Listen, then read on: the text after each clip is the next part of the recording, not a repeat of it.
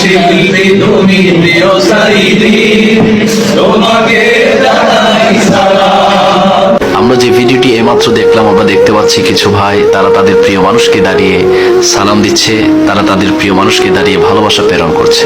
কিন্তু এতে কোনো আমাদের সমস্যা নাই, কোনো আপত্তি নাই। আমাদের আফসোস, আমাদের দুঃখ সেখানে যখন আমরা সরকারে কায়নাত ফখরে মওজুদাত নবী মুহাম্মদ রাসূলুল্লাহ সাল্লাল্লাহু তাআলা আলাইহি ওয়াসাল্লামের শানে আমরা যখন দাঁড়িয়ে আমাদের নবীকে ভালোবেসে আমরা যখন সালাতু সালাম দিই, মিলাদ কিয়াম করি, তখন এই সমস্ত কিছু ভাই আছে যারা আমাদেরকে বেদাতের ফতোয়া দেয়, শিরিকের ফতোয়া দেয়। তখন আমাদের বড় দুঃখ লাগে যে তারা না বুঝে তারা আমাদেরকে বেদাতি বলছে বা আমাদেরকে বিভিন্ন ধরনের ফতোয়া দিচ্ছে। তো আমি এই সমস্ত ভাইদেরকে বলবো, আপনাদের মাঝে এবং আমাদের মাঝে পার্থক্য হচ্ছে এতটুকু, আপনারা ব্যক্তিকে ভালোবাসেন আর আমরা রাসূল করিম সাল্লাল্লাহু আলাইহি সাল্লামকে ভালোবাসি।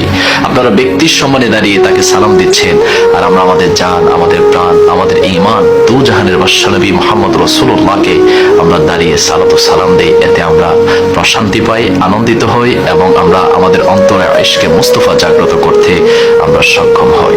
সুতরাং আমরা বলবো, আপনারা ব্যক্তিকে ভালোবেসে যান আর আমরা আমাদের নবীকে ভালোবেসে যাব কিয়ামত পর্যন্ত। আমরা যারা আহলে সুন্নাত ওয়াল জামাতের অনুসারী আছি, আমরা যারা নবীকে প্রাণ দিয়ে, জান দিয়ে, ঈমান দিয়ে ভালোবাসি, আমরা আমাদের নবীকে সালাতু সালাম দিয়ে যাব ইনশাআল্লাহ।